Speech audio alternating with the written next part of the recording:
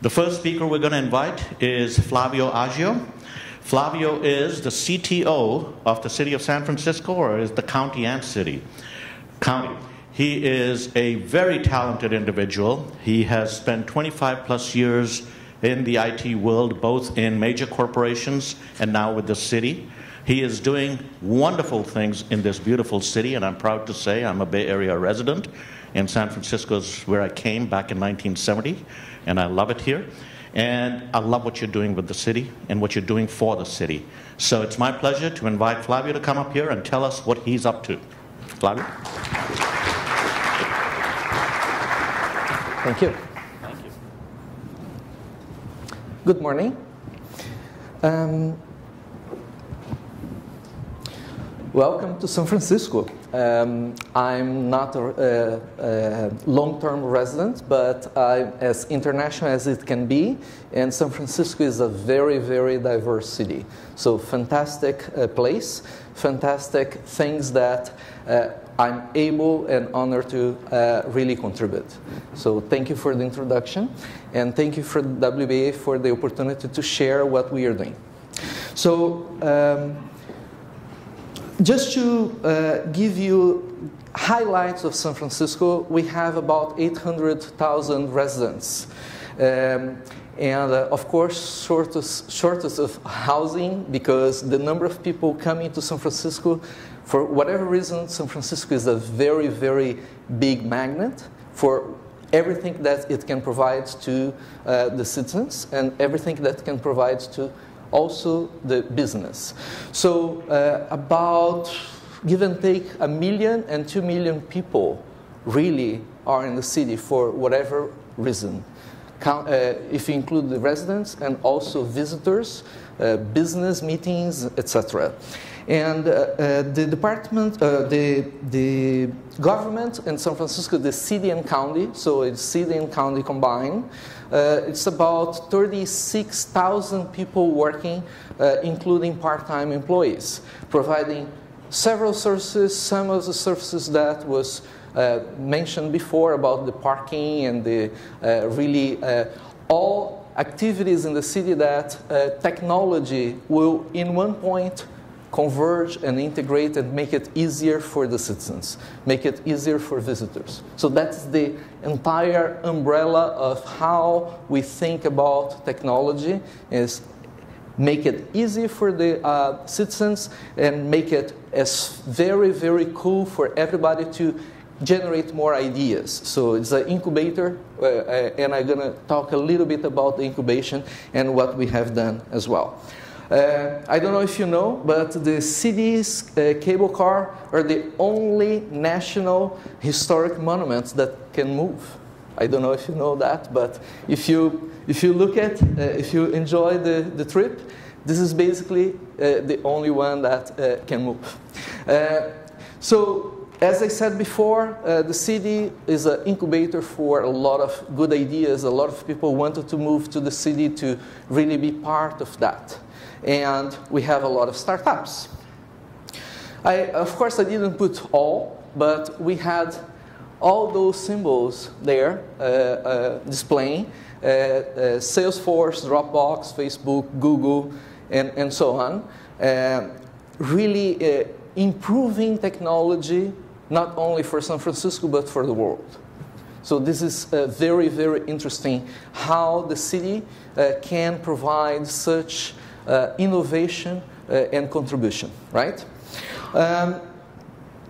Basically, we thought, when I arrived to San Francisco, when the CIO arrived to San Francisco a year ago, we decided to really take an opportunity to enable Wi-Fi and create the Market Street, the most important commercial corridor in San Francisco, and turn on Wi-Fi at Market Street as a pilot, really.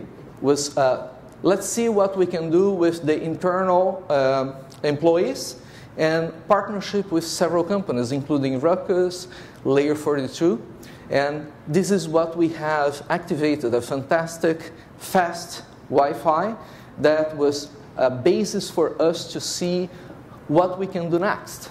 And this Wi-Fi, we can really download data between 50 and 80 megabits per second, which was extraordinary and was really helpful for a lot of people going to Market Street. Just to have an idea, we have about, at this moment, 40,000 sessions going on in this network every day.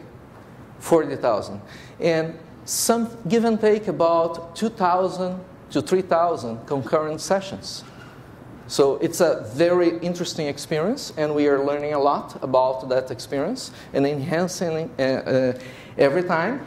And one major impact was the decision to make it very easy to use. And because we are in the city and county of San Francisco, we decided also, working with our city attorneys, that the terms and conditions didn't need to have an accept. A very interesting discussion. So if you are really curious to know the terms and conditions, you can go there, and if you disagree, you just disconnect from that network. So we engineered in a way that will be very easy to use.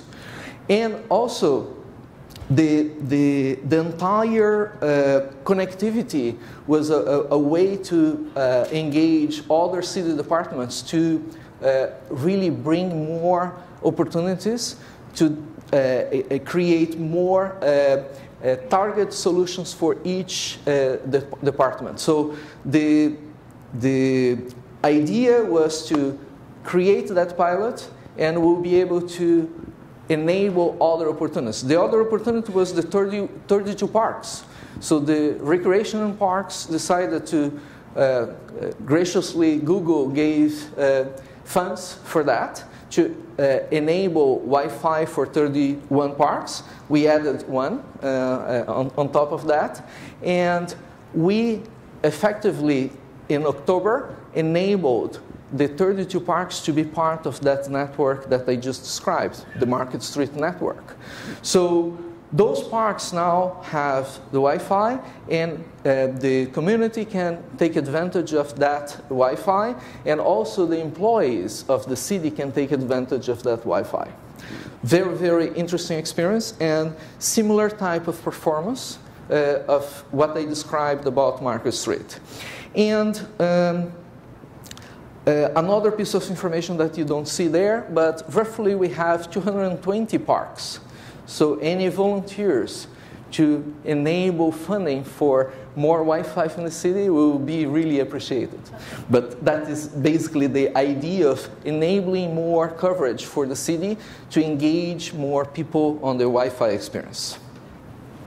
This is the visual map that you can see. The parks that we enabled in Market Street, and Treasure Island that was already enabled. On the right top corner, you can see Treasure Island that we enabled that area for free Wi-Fi. And I forgot to mention another important component. We don't track, we don't monitor, and all the connectivity is completely free of filtering. This is something that was very important for the city and county of San Francisco, and this is how the network is set up. So next,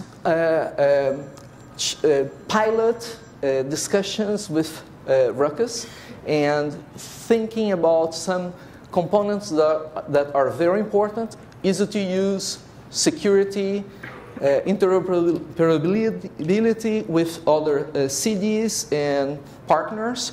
We enable Hotspot 2.0. So with Hotspot 2.0, I just gave you the bullet points, but in essence, we enable Market Street, the 32 parks, and the recreation centers, as I described before. And we engaged with San Jose initially, and by doing that, we enable seamless connection, we enable secure connection to the Wi-Fi, so it's encrypted, and no tracking, again, no filtering, very simple to connect for devices that are over-the-air Hotspot 2.0 compatible. And recently we enabled the River Thames in the UK as an experience, and more cities globally are in communication with us for us to activate that.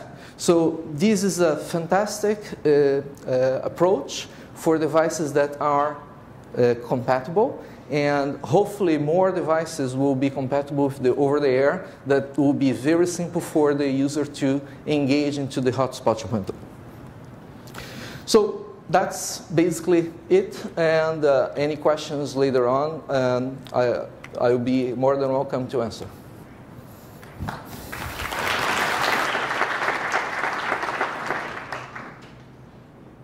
Flavio, thank you very, very much. Very interesting, very, very progressive, and I think a role model for a lot of cities to try to follow.